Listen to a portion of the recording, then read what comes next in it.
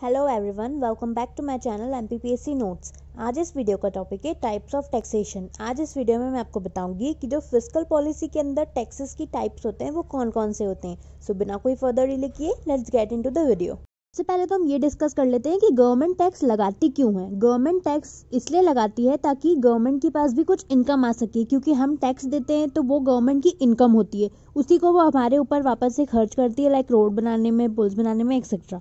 तो टैक्सेस जो होते हैं वो गवर्नमेंट की इनकम होती है। अब देख लेते हैं कि टैक्सेस किस टाइप के होना चाहिए।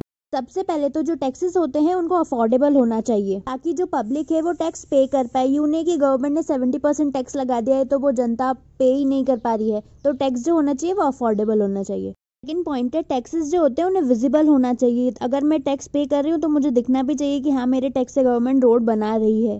थर्ड पॉइंट है, टैक्सेस जो होना चाहिए वो ट्रांसपेरेंट होना चाहिए। मुझे दिखना चाहिए कि हाँ, मैं जो टैक्स पे कर रही हूँ वो गवर्नमेंट तक पहुँच रहा है।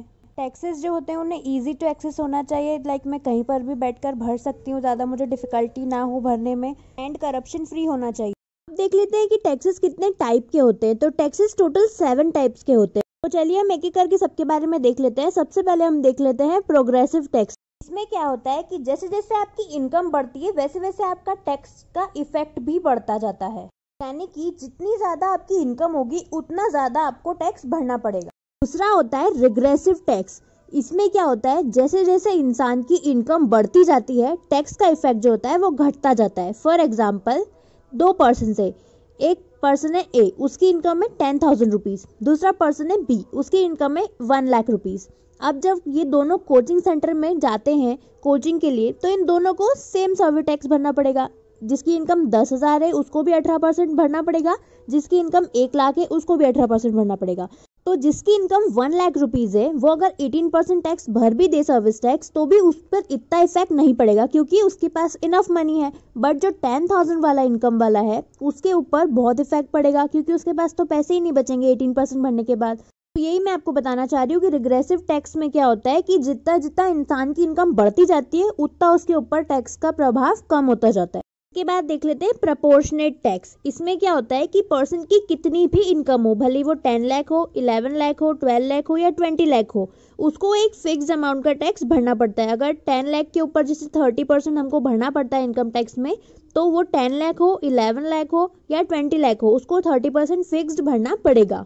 अब देख लेते हैं डायरेक्ट टैक्स। ये तो आप सबने सुना ही होगा। इसमें क्या होता है कि जितना हम कमा रहे हैं, जितनी हमारी लाइबिलिटी है, उस पर हमको टैक्स भरना पड़ता है। तो भी गवर्नमेंट फिक्स्ड इनकम डिसाइड करती है, लाइक 2.5 लाख वाले जो पर्सन्स होते हैं उनको टैक्स नहीं भरना पड़ता है। उसके ऊपर गवर्नमेंट ने डिसाइड करके रखा है कि इतने से इतने कमाने वालों को इतना % टैक्स भरना है, तो उस हिसाब से हमें खुद अपना टैक्स भरना पड़ता है। इसके बाद देख लेते हैं इनडायरेक्ट टैक्स। ये भी आप सबने सुना होगा। इसमें क्या होता है कि हम हमारी लाइबिलिटी किसी और से पे करवा लेते हैं। फॉर एग्जाम्पल, अगर हम होटल में खाना खाने जाते हैं तो हम वहाँ पे खाना खाने जा रहे हैं, हमें सर्विस मिल रही है, हम वहाँ उसका पे कर रहे हैं, पर वो सर्विस टैक्स किसको भरना चाहिए? होटल वाले को, क्योंकि हम उसको पे कर रहे हैं, उसने सर्विस दी तो उसको पे कर रहे हैं हम, पर फिर भी वो उसका सर्विस टैक्स हमारे बिल में ऐड करवा कर हमसे भरवाता है। तो यही होता है इनडायरेक्ट टैक्स, जो हम इनडायरेक्टली गवर्नमेंट तक पहुंचाते हैं। कोई भी सामान परचेस करके भी पहुंचाते हैं हम, लाइक फॉर एग्जांपल हम बहुत सी चीजें खरीदते हैं जिन पर टैक्स ऑलरेडी ऐड होता है, तो वो भी हम पे करते हैं। अब देख लेते हैं एडवोलेंट टैक्स। इसमें क्या होता है कि जब किसी इकोनॉमी में किसी प्रोडक्शन का प्रोडक्शन के ऊपर टैक्स नहीं लगता है बल्कि उसकी कॉस्ट के ऊपर लगता है, तो उसे कहते हैं एडवोलेंट टैक्स। फॉर एग्जाम्पल, कंपनियां हैं, एक है ए, एक है बी। ए कंपनी जो है वो एसी बनाती है, वो एक साल में कम से कम 1000 एसी बना देती है और मिनिमम एसी की प्राइस जो होती है वो 30,000 होती है। कंपनी बी जो है वो बिस्किट बनाती है, एक बिस्किट का पैकेट 10 रुपए का पड़ता है और वो एक साल में 1 लाख बिस्किट के पैकेट बना देती है। तो अब यहाँ पे जो टैक्स लगेगा वो उनकी नंबर ऑफ प्रोडक्शन पे नहीं लगेगा बल्कि उनकी कॉस्ट पर लगेगा। जैसे 10 रुपए का बिस्किट है तो 10 रुपए का बिस्किट इंटू 1 लाख बिस्किट के पैकेट जितना पड़ेगा उस पर लगेगा टैक्स। लास्ट है स्पेशल एट्रीब्यूट टैक्स। इसमें क्या होता है कि कोई भी टैक्स प्रोडक्शन के ऊपर या कॉस्ट के ऊपर नहीं लगता है, बल्कि जो प्रोडक्ट है उसकी वॉल्यूम, उसकी ब्रेड्थ, उसका वेट, इनके ऊपर लगता है। फॉर एग्जांपल, सिगरेट पर टैक्स लगता है उसकी लंबाई के हिसाब से।